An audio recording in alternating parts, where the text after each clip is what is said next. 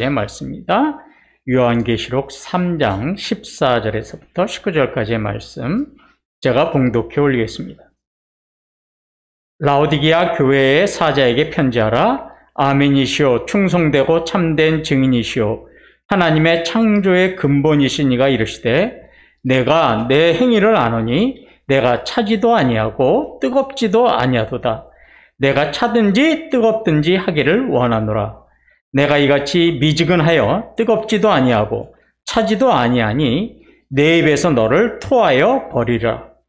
내가 말하기를 나는 부자라 부여하여 부족한 것이 없다 하나 내 곤고한 것과 가련한 것과 가난한 것과 눈먼 것과 벌거벗은 것을 알지 못하는도다. 내가 너를 권하노니 내게서 불로 연단한 금을 사서 부요하게 하고 흰 옷을 사서 입어 벌거벗은 수치를 보이지 않게 하고 안약을 사서 눈에 발라 보게 하라. 무릇 내가 사랑하는 자를 책망하여 징계하노니 그러므로 내가 열심을 내라 회개하라. 아멘.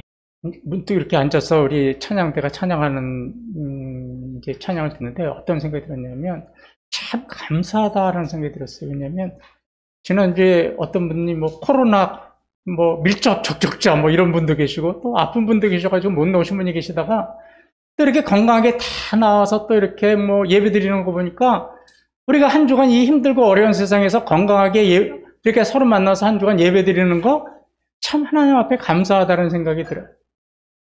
저 이런 거 되게 싫어하는 사람 중에 한 사람이지만 오늘 한 번 더 합시다. 참 감사합니다. 옆에 계셔서 참 감사합니다.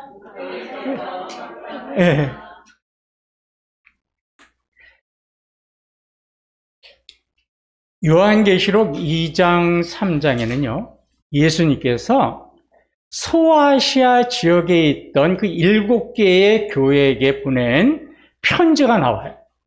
근데 이 소아시아 지역이 어디냐 하면 지금으로 보면요 이 터키 지역이에요. 터키가 이제 성경에 나오는 소아시아, 정확하게 말하면 터키. 그리고 그 밑에 바다가 있는데 무슨 바다냐면 에게해라는 바다예요. 그 에게 밑에 있는 섬들, 여기를 통틀어서 구약성경에서는 소아시아라고 합니다. 그리고 저게 빨간 박스 안에 있듯이 이런 터키, 지금의 터키에 몇 개의 교회가 있었냐면 요한계시록에 나오는 7개의 교회가 있어요. 자, 이걸 조금 더 그림으로 확대하면 이렇게 돼요. 저 끝에, 터키 저쪽 끝에 이렇게 7개의 교회가 있었습니다. 이 요한계시록 2장 3장을 보면 이 7개의 예수님이 이제 편지를 보냈는데 그 내용이 어떤 거냐면 이런 거예요. 예수님이 그 교회들을 칭찬하기도 하셨고 또 책망하시기도 한 그런 내용이 기록되어 있습니다. 그러면 한번 제가 여쭤보겠습니다. 예수님이 7교회에게 보낸 편지가 성경의 제일 마지막 책인 요한계시록에 기록되어 있는 이유가 뭘까요? 왜 다른 데다가 이거를 기록해 놓지 않고 왜 요한계시록에다가 7교회에 보낸 편지를 기록해 놨을까요? 우리가 잘 알다시피 요한계시록은 뭡니까? 마지막 시대, 주님이 다시 오실 때에 어떤 일이 일어날 것인지를 미리 어떻게 하시는 거예요? 예언해 주는 내용이잖아요. 그래서 참 요한계시록은 어려운 내용이기도 하죠. 자, 그러면 왜 7교회에 예수님께서 보낸 편지가 마지막 때의 예언을 기록해 놓은 요한계시록에 있느냐? 마지막 때에 이 땅에 있는 교회들의 모습을 그대로 보여주려는 거예요. 그러니까 7교회의 모습은 당시에 있었던 그런 사도 요한 시대에 있었던 교회의 모습을 보여주는 게 아니라 마지막 예수님이 다시 오실 때 교회가 어떤 형편과 어떤 처지를 가지고 어떤 모습으로 교회가 있을 것이다라는 것을 보여주고 있는 거죠. 이 마지막 때에는 예수님께서 이 보내신 편지의 내용처럼 칭찬받는 교회도 있을 것이고 또 책망받는 교회도 있을 겁니다. 자, 그러면 오늘 이제 우리 주님이 오신다고 한다면 우리 이태원 교회는 칭찬받는 교회일까요? 아니면 책망받는 교회일까요? 여러분 스스로 어떻게 생각하세요? 지금 주님이 우리 교회 딱 다시 오셔서 우리 교회를 보시고 어떻게 말씀하실 것 같아요? 예?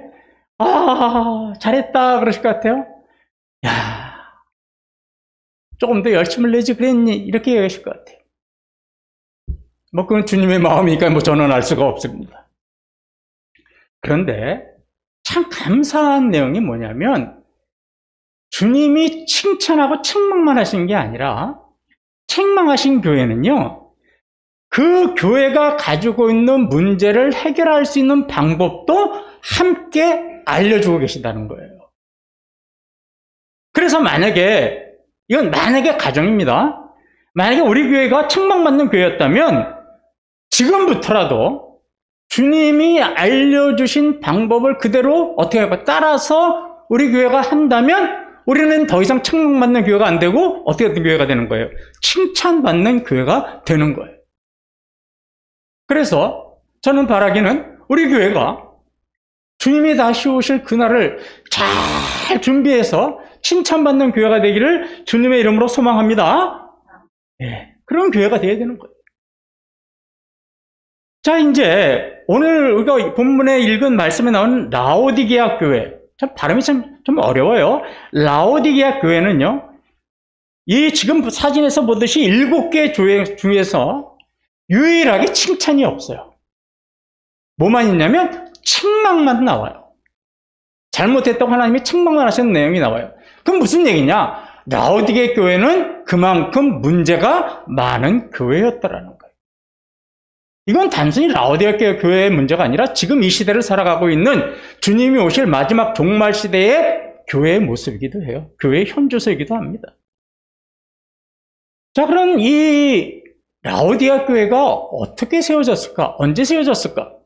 성경은 정확하게 이야기하지 않습니다. 그런데 많은 신학자들은 이렇게 추측해요. 사도 바울이 이제 예배소에서 복음을 전할 때 예배소 주변에 있는 많은 사람들이 사도 바울의 복음을 듣기 위해서 예배소로 와요. 거기서 사도 바울에게 말씀을 듣고 교육을 받고 그리고 다시 어떻게 가요? 자기 고향으로 돌아가요. 그 고향에 돌아가서 뭐를 세우냐면 교회를 세워요. 이런 교회를 세운 게 아니에요. 어디서 세워요? 가정교회. 집에서 어떻게 되는 거예요? 사도 바울에게 막은 복음을 가지고 집에서 가정에서 예배를 드리기 시작하는 거예요. 그렇게 해서 세워진 교회 중에 하나가 라오디게아 교회일 것이다. 이렇게 신학자들은 추측을 하고 있습니다. 그런데 이 라오디게아 교회에 예수님이 책망하신 내용을 먼저 이해하시려면요, 당시 이 교회가 있었던 라오디게아라는 도시가 어떤 도시였는가를 먼저 이해하시면 예수님의 책망이 쉽게 귀에 들어와요. 이 라오디게아라는 도시는요, 어디에 위치했냐면 지금 보시다시피 교통의 중심지에 있었어요. 저 밑에 있는 것처럼 교통의 중심지에 있었어요. 그러니까 교통의 중심지에 있다 보니까 무슨 산업이 발달했냐면 금융업이 발달해가지고 라오디게아라는 도시에는요, 은행이 굉장히 많았어요. 그리고 양모산업, 양의 털로 하는 카페트를 만들고 옷을 만들고 이불을 만들고 이러는 양모산업이 굉장히 발달해가지고요, 굉장히 라오디게아에 사는 사람들은 부자들이었어요. 경제적으로 어려움이 없었어요. 지금으로 말하면 어디에 사는 사람들이에요? 청담동에 사는 사람들. 이 강남에 사는 사람들이에요. 그런 도시가 라오디게아라는 도시입니다. 거기다가요, 의학도 발달했어요. 그래서 라오디게아에는 의학대학교가 있었어요. 의학교라고 하는 의학대학교가 있는데 여기에는 뭐를 잘 만들었냐면 안약을 잘 만들었어요. 그래서 안약을 잘 만들어가지고 주위에 있는 도시에서 눈병에 걸리면 이 라오디게아로 와서 안약을 사가지고 가서 바를 정도로. 그러니까 굉장히 부유한 도시가 라오디게아라는 도시예요. 그런데 이렇게 부자인 도시인데 문제가 딱 하나 있었어요. 굉장히 심각한 문제가 하나 있어요. 그게 어떤 문제냐면 물 사정이 아주 안 좋았어요. 이 생활 용수가 굉장히 부족하고 좋지 않았어요. 그래서 자, 사진에서 보다시피 저희가 라오디게하고 히에라볼리고 그 옆에가 골로새예요. 제가 빨간 줄을 이렇게 쳐놨죠. 라오디게아는 물 사정이 안 좋기 때문에 어디서부터 물을 끌어와야 됐냐면 저 히에라볼리라는 데서부터 물을 끌어와야 됐어요. 물을 가지고 와야 됐어요. 근데 저 히에라볼리가 어느 도시냐? 온천 도시예요. 굉장히 뜨거운 물이 펄펄펄펄 쏟아나는 도시예요. 자, 그 뜨거운 물을 이제 라오디게아로 관을 통해서 끌고 왔어요. 그런데 뜨거운 물이 9km나 되는 라오디게아로 오는 도중에 물이 어떻게 됐을까요? 다 서서히 식어버렸어요. 그러니까 뜨거운 물을 보내줬는데 라오디게아 도착할 때는 미지근해져 버렸어요. 또 어디서부터 물을 갖고 왔냐면 골로새라고 하는 우리가 잘 들어본 그 도시에서부터 물을 끌어왔는데 이 도시에는요 얼음장 같은 물이 나오는 도시였어요. 그 얼음장 같은 물도 역시 같이 먼 거리를 라오디게아로 끌고 오다 보니까 차가웠던 물이 어떻게 되는 거예요? 미지근해졌어요. 거기다가 물만 미지근해진 게 아니라 오는 도중에 각종 불순물들, 오염물들이 섞여 있어요. 그래서 뜨거운 물, 아주 얼음장 같은 차가운 물이 라오디게아로 도착할 때는 미지근한 물이 됐고 각종 오염물질이 다 섞여가지고 정작 라오디게아 사람들이 물을 딱 마시면 그냥 뱉어버려야 돼요. 먹을 수가 없어요. 그 다음에 억지로 마셨다가는 또 어떻게 되는 거예요? 배탈이 나서 다 토해버려야 할 정도예요. 이 정도로 라오디게아는 부자의 도시였지만 물 사정이 안 좋았습니다. 예수님은 이런 라오디게아의 도시에 이런 사정을 그대로 잘 반영해서 이제 라오디게아 교회를 책망하세요. 자, 첫 번째 책망이 15절, 16절에 나옵니다. 내가 내 행위를 아노니 내가 차지도 아니하고 뜨겁지도 아니하도다. 내가 차든지 뜨겁든지 하기를 원하노라. 내가 이같이 미지근하여 뜨겁지도 아니하고 차지도 아니하니 내 입에서 너를 토하여 버리리라. 제가 지금 드린 말씀 듣고 이 얘기를 들으니까 이해가 되시죠? 지금 그들이 물이 뜨거운 곳에서 차가운 곳에서 왔는데 미지근한 물이 되고 오염물이 타서 물을 먹지 못하고 토해버렸듯이 라오디게아 교회의 성도들의 영적인 상태도 차갑지도 않고 뜨겁지도 않고 미지근한 상태라는 거예요. 이걸 우리나라 말로 하면 이런 거죠. 믿는 것도 아니고 믿지 않는 것도 아니고 어정쩡한 상태. 어떻게 보면 믿는 것 같기도 하고 어떻게 보면 믿는 것 같지도 않은 이런 어정쩡한 상태의 신앙을 가지고 있었던 사람들이 누구냐면 라오디게아 교인들이었어요. 이 라오디게아 교인들은요, 예수님께서 이렇게 15절, 16절에서 미지근한 신앙이라고 책망하신 것처럼 세상적인 것과 영적인 것, 이 사이에서요, 명확한 태도를 취하지 않았어요. 항상 애매모호하게 중간에 서서 어느 때는 이쪽으로 갔다가 어느 때는 저쪽으로 갔다가 이런 애매모호한 신앙을 가졌어요. 입으로는 우리는 구원받았어 라고 이야기하지만 그들의 삶에서는요, 구원받은 모습이 하나도 나타나지 않았어요. 그냥 남들이 볼 때는 저 사람이 그리스도인인지 아닌지 전혀 모를 정도예요. 죄와 진리 사이에서 타협을 하고 교회와 세상에서 양다리를 걸쳐놓고 신앙생활을 했습니다. 매주일 예배를 드렸지만 다람쥐 쳇바퀴 돌듯이 안식일만 되면 와서 습관적이고 형식적인 예배, 1시간 자리에 앉았다가 가는 예배를 드렸습니다. 이러다 보니까 예수님은 이런 애매모호하고 양다리 걸치고 습관적인 예배를 드리고 죄와 거룩한 것에 대한 명확한 태도를 취하지 않는 뜨뜻미지근한 그런 라오디게아 교인들의 모습이 너무 역겨워가지고 어떻게 하시겠다는 거예요? 토해버리시겠다는 거예요. 왜? 그러고 토해버리시겠다는 거죠. 또 라오디게아 교인들의 문제는요, 17절에도 나옵니다.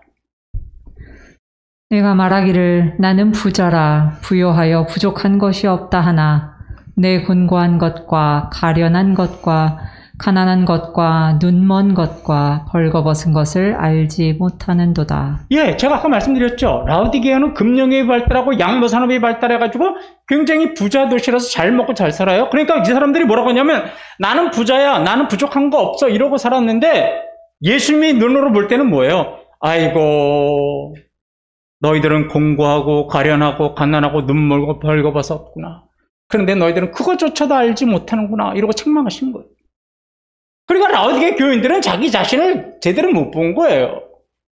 그저 나는 부자고 부유하다라고 하는 말은 자기 스스로를 속이는 말이었습니다. 이런 거하고 똑같아요. 나는 신앙생활 잘하고 있어요. 나는 문제 없어요.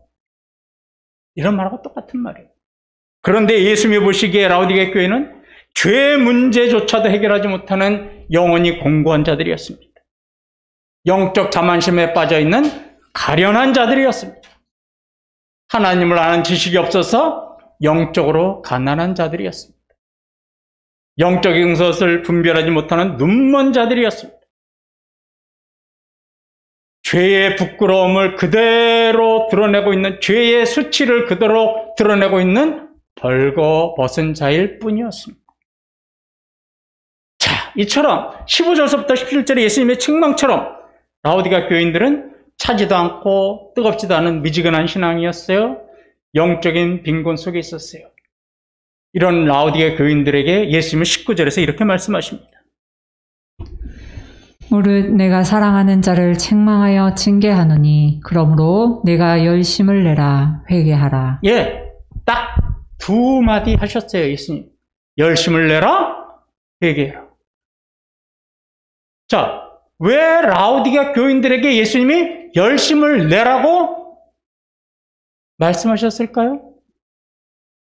열심이 없었기 때문에 열심을 내라고 그런 거예요. 하나님을 향한 열심이 없었기 때문에 하나님을 향한 열심을 내라고 그런 거예요. 라오디게아 교인의 문제점, 주님이 진단하신 진단 뭐예요? 처방, 너희들은 열심이 없다. 자, 지금 내가 처방을 해주겠다. 열심을 내라. 이제껏 너희들의 그런 부끄러운 모습을 회개해라. 다시 시작해라.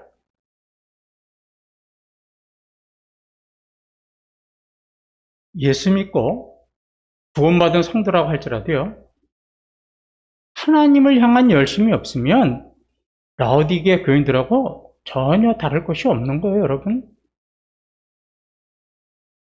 라오디게아 교인들의 이 모습은 사실은 저와 여러분의 부끄러운 모습입니다.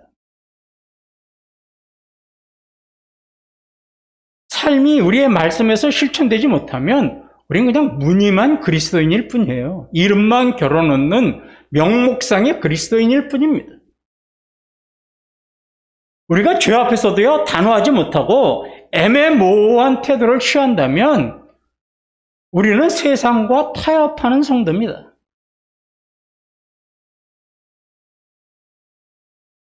매절 우리가 예배를 드리지만 그저 주일이 됐으니까 와서 한 시간 앉아있다 가겠다는 형식적이고 습관적인 예배를 드린다면 하나님이 기뻐하시는 온전한 예배를 드리지 못하는 성도입니다. 다 이것이 어디에서 출발하는 겁니까? 하나님을 향한 열심이 떨어졌기 때문에 이런 증상이 나타나고 이런 문제가 나타나는 겁니다.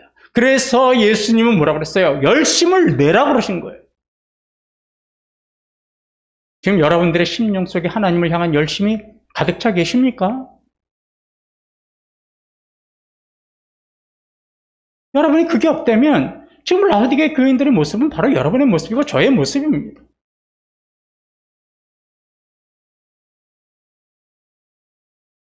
예수님은 열심을 내라고 하시면서 이 교인들에게 열심을 회복하는 방법을 알려주세요. 이제 우리가 우리의 심령에게 내가 진단해 봤을 때 내가 하나님을 향한 열심이 좀 떨어졌구나, 잃어버렸구나. 이렇다면 여러분 18절을 잘 보시기 바랍니다. 내가 너를 권하노니 내게서 불로 연단한 금을 사서 부요하게 하고 흰옷을 사서 입어 벌거벗은 수치를 보이지 않게 하고 안약을 사서 눈에 발라 보게 하라. 예, 주님은 라오디게아 교인들에게 세 가지를 사라 그래요. 잘 보세요. 첫 번째 뭘 사라고 그랬습니까? 불로 연단한 금. 두 번째가 흰옷, 세 번째가 안약. 자, 라오디가 교인들의 모습 그대로잖아요. 불로 연단한 금, 흰옷, 안약. 그런데 찬양대 그냥 주시면 되지 왜 사라 그랬을까? 이유는 남아야 되니까? 왜요? 구원은 거저 주시는 거지만 그 이후에 성화의 삶은 나의 뭐가 필요한 거예요? 희생이 필요한 거예요. 무슨 말씀인지 이해하시겠습니까? 그래서 사라 그런 거예요. 구원은 하나님께서 우리에게 거저 주시는 거예요. 그건 속된 표현으로 말하면 공짜예요. 그러나 구원받은 성도들이 그 후에 하나님을 향한 열심을 내기 위해서는 나의 모든 것을, 마치 천국은 자기의 모든 재산을 팔아 뭐를? 진주를 산 장사와 같으니 자기의 모든 것을 희생해서 사야 되는 겁니다. 여러분이 기득권으로 가지고 있는 모든 것을 희생하고 내려놓고 그것을 대가를 지불하고 불로 된 금을 사고 흰옷을 사고 안약을 사야 하나님을 향한 열심이 회복되는 겁니다. 나에게 하나님을 향한 열심을 주시겠지? 아무리 기대해도 주님 주시지 않습니다. 자, 그럼 불로 연다는 금이라는 게 뭡니까? 그것을 사서 부유하게 하라고 그러셨어요? 불로 연다는 금이라는 말은 욥기 23장 10절에 잘 나와 있죠. 그러나 내가 가는 길을 그가 아시나니 그가 나를 단련하신 후에는 내가 순근같이 되어 나오리라. 예, 우리가 잘 알다시피 이 금덩어리가 있어요. 불순물이 많이 섞여 있죠. 이게 어디로 들어가요? 윤곽로로 들어가요. 거기서 펄펄 끓이다 보면 연단이 되다 보면 불순물이 다 빠져나가고 순도 100%의 금만 나오지 않습니까? 불로 연단한다는 것은 첫째로 우리의 삶이 예수 그리스도의 보혈의 피로 말미암아 정결하게 되는 것을 의미합니다. 그리고 나서 우리에게 주시는 고난을 통해서, 우리를 주시는 연단을 통해서 우리가 더욱 거룩하고 진실한 하나님의 자녀로 거듭나면서 살아가는 것을 말하는 겁니다.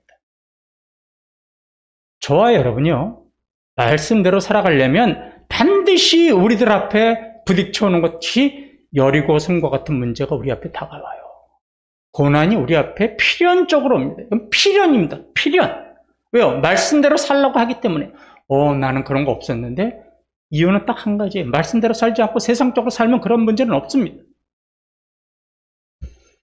그러나 우리가 고난 속에서 그런 여리고성과 같은 문제를 맞닥뜨리지만 그때 우리의 삶은 힘들고 지친다 할지라도 우리에게 유익은 하나가 있어요. 뭐야? 그 어려운 가운데서도 하나님만을 소망하며 의지하며 살아가는 거예요.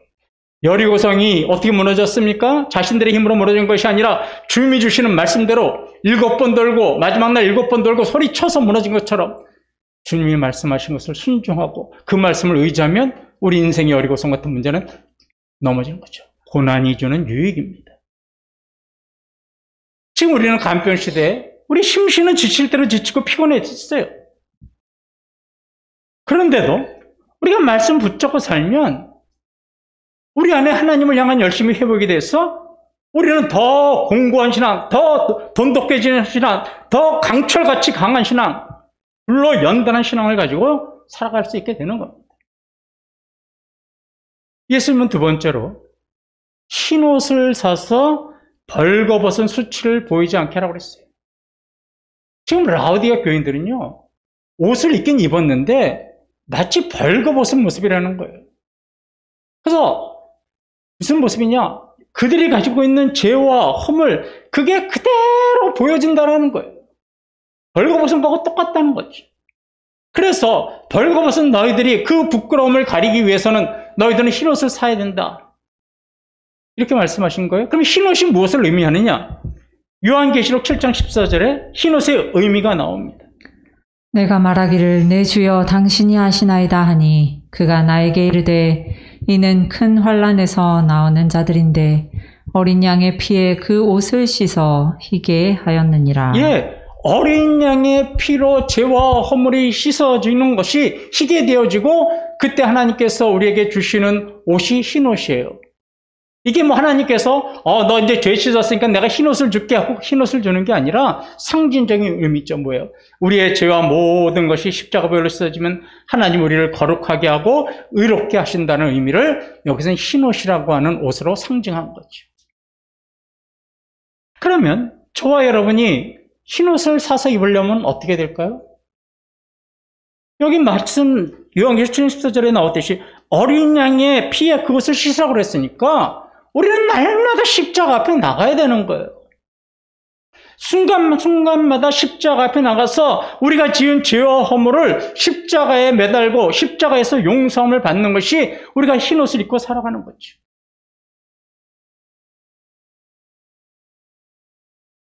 예수님은 세 번째로요, 안약을 사서 바르라고 했습니다. 제가 아까 라오디게아라는 도시에는 의학대학교가 있어서 안약을 팔았다고 그랬잖아요. 그 안약을 바르는 거예요. 안약은 어느 때 씁니까? 눈이 잘 안 보일 때, 그죠? 눈이 아플 때 쓰지 않습니까? 안약을 바르라는 말은 뭐예요? 자, 우리 예배소서 1장 18절 19절에 이렇게 말씀을 합니다.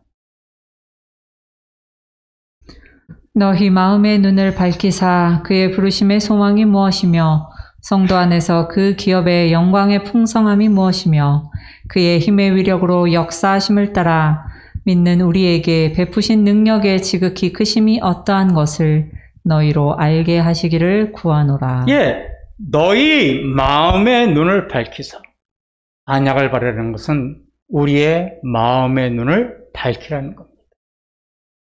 영적인 분별력, 죄와 거룩한 것 사이에서 헤매지 말고 애매모호한 태도 지내지 말고 그 애와 세상에 양다리 걸치지 말고 너희의 눈을 밝히고 영적인 분별력을 가져서 이거는 죄고 이거는 거룩한 것이고 이것은 세상 일이고 이것은 하나님 일이라는 정확한 판단력을 가지라는 것이 안약을 바르라는 것입니다.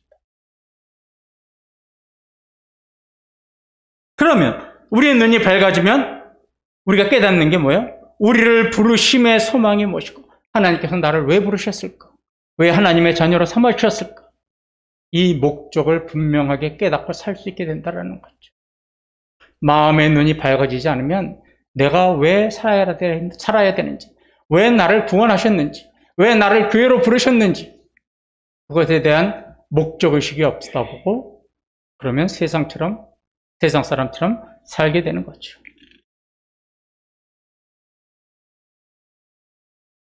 예수님은 열심이 없는 라오디게아 교인들에게 열심을 내고 회개하고 돌아오라 하셨습니다. 불로 사서 부요해지고 영적으로 부요해지고 흰옷을 사서 너희의 죄를 씻어 정결하게 되고 안약을 사서 눈이 밝아지고 영적인 판단력이 생기면 다시 하나님을 향한 열심을 회복할 것이다. 그러면 이제는 더 이상 책망받는 교회가 아니라 칭찬받는 교회가 될 것이다라고 말씀하신 겁니다. 한 말씀만 드리고 말씀을 마치죠. 저희 집을 가려면 대중교통으로 저희 집을 가려면 제일 빠른 길이 일산역에서 내리는 겁니다. 일산역에서 내리면 저희 집 지금 찾아오라고 그러시는 거 아니에요? 일산역에서 내리면 저희 집을 이제 한 15분 정도 걸어가야 되는데, 이제 제일 빠른 지름길이 일산시장을 이렇게 그 대로변을 통과해서 가는 길이에요. 그런데 일산시장은요, 이 고양시라고 하는 그 경기도 고양시에서 전통 문화를 살린다는 취지로 3일하고 8일에 장이 서요. 무슨 장? 그렇죠. 5일장이 서요. 저 그렇게 시골에 살아요. 굉장히 도시인 건데도 이 전통 문화를 살린다고 5일장을 열어요. 혹시 여러분 5일장 오고 싶으시면 오세요. 그리고 전화하시면 제가 순댓국밥 한 그릇은 사드릴 수 있습니다. 5일장이 이제 대로변에 막 다니시는 분들이 오잖아요. 대로변에 이제 좌판을 펼쳐요. 엄청난 사람들이 몰려와요. 전철 타고 내리다 보면 전부 다 우리 어머님들 배낭에 이렇게 뭐라 그래? 이거 이렇게 끌고 다녀. 나쁜 표현으로 딸딸이. 그거 끌고 다녀. 다 장 보고 오시는 분들. 이 전통시장이 열리는 날은요, 굉장히 사람이 많아요. 평상 때는 그렇게 사람이 없다가 전통시장만 열리면 사람이 많습니다. 그런데 제가 이를 보고 가는데 그날이 전통시장이 열리는 날이었습니다. 그래서 저는 뭐 이제 무심코 이렇게 그 길을 빨리 지나가려고 그러는데 어떤 연세 많으신 우리 여자 성도님이 전도지하고 교회 전도용품인 휴대용 그 휴지 이런 거를 딱 저한테 건네시면서 예수님 믿으세요 하고 저한테 주시는 거예요. 저는요 정말 그 나이 많으신 여자 성도님이 저에게 전해주시는 전도지와 전도용품 보고 적잖이 작은 충격을 먹었어요. 왜 제가 충격을 먹었냐면 지금 코로나 감염병 시대에서 사람들이 많이 모이는 곳은 가지 않으려고 해요. 심지어는 마트도 안 가고 저희 집안은 밖에 나가서 식사해 본 적이 언제인지 모릅니다. 저희 집안 식구들은 안 갑니다. 이런 시대예요. 특히 이 전통시장, 동네 시장은 감염병에 취약한 지역입니다. 그런데 그런 곳에서 그 수많은 사람들 사이를 헤집고 다니면서 이 나이 드신 여성도님이 전도지와 전도용품을 주시는 거 저는 정말 적잖이 충격을 받고 적잖이 감동을 받았어요. 여러분, 이분이 교회에서 시켜서 나왔을까요? 교회에서 내보내면 큰일 납니다, 요새. 그러다가 혹시 코로나도 걸리면 무슨 책임을 져요? 절대로 교회에서는 그런 교회 없습니다. 저도 여러분들에게 전달하는 얘기 안 했잖아요. 그리고 이 여자 성도님, 나이 드신 여자 성도님의 가정이 그 부모, 그 자식들이 이 부모님이 그렇게 행동하시는 거 보면 아마 깜짝 놀라서 기절하실 겁니다. 그런데 이분이 그 수많은 사람들을 해주면서 전도용품을 가져요. 그럼 그 교회가, 그래서 제가 전도용지를 이렇게 봤더니 일산에서 5번째 안에 들어가는 커다란 교회예요. 전도 안 해도 돼요. 지금 시대에. 제가 그런 이런 교회는요, 전화로 예배 참석하겠다 그러면 다 이렇게 뭐라 그럴까요? 이렇게 카트 시킵니다. 너무 많아가지고. 그 교회에서 그 성도님이 하는 걸 보고 저는 이런 생각 들었어요. 이야, 저 여자 성도님이 가지고 계신 하나님을 향한 열심은 그 어느 것도 막을 수 없구나. 저는 그 생각에 가슴이 먹먹해졌습니다. 그리고 나쁜 생각도 들었어요. 저 여자 성도님 우리 교회로 스카우트 해올까? 덤 덮여나면 야, 저 여자 성도님 우리 교회 성도였으면 얼마나 좋았을까? 제가 솔직히 목회자 심정으로 말씀드릴게요. 저 성도님이 우리 교회 성도였으면 참 좋겠다. 그 생각이 들었어요. 여러분, 교회에서 시킨 게 아닙니다. 하나님을 향한 열심이 있다 보니까 영적으로 부유하고 영적인 분별력이 있고 판단력이 있고 거룩하고 정결한 옷을 입고 어떤 고난에서도 연단으로 이겨낼 수 있다고 하는 믿음의 굳건함이 있다 보니까 코로나 감염병도 이 나이 드신 여성들에게는 문제가 된 게 아니었습니다. 하나님을 향한 열심만 있다면 그 어떤 환경이나 상황도 믿음의 성토를 멈추게 할 수 있는 것은 아무것도 없습니다. 우리 더 이상 변명하고 더 이상 이런 구차한 얘기 하지 마십시다. 저는 제가 제일 먼저 회개했어요. 집에 가서. 나 스스로도 나도 모르게 점점 식어졌던 하나님의 열심을 내가 다시 회복하고 내가 다시 끌어올려야 되겠다는 간절함을 가지고 회개했습니다.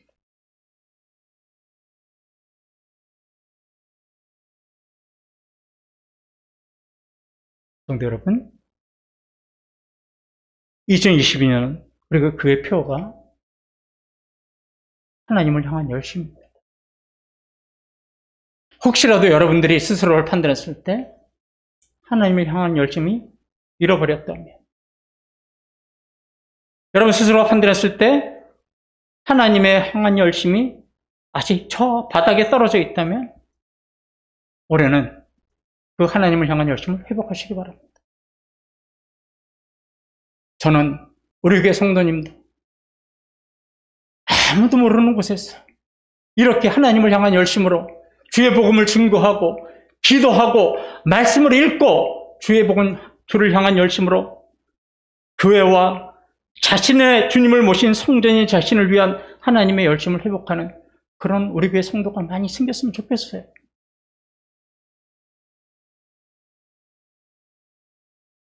우리가 그렇다면 코로나 감염병이 아니라 그 어떠하고 그 이상의 것이 오더라도 우리 교회를 주저앉히고 우리를 흔들 수 있는 것은 없을 겁니다. 이번 한 주간도 사랑하는 성도 여러분, 잃어버린 저 밑바닥에 떨어져 있는 하나님을 향한 열심을 회복하는 마음으로 한 주간도 여러분이 있는 곳에서 주님을 모신 자신과 우리 교회와 또 하나님의 복음을 위해서 하나님의 열심을 가지고 빛과 소금의 직분을 잘 감당하시는 그런 성도님들 되시기를 주님의 이름으로 축원합니다. 우리 다 같이 앉은 자리에서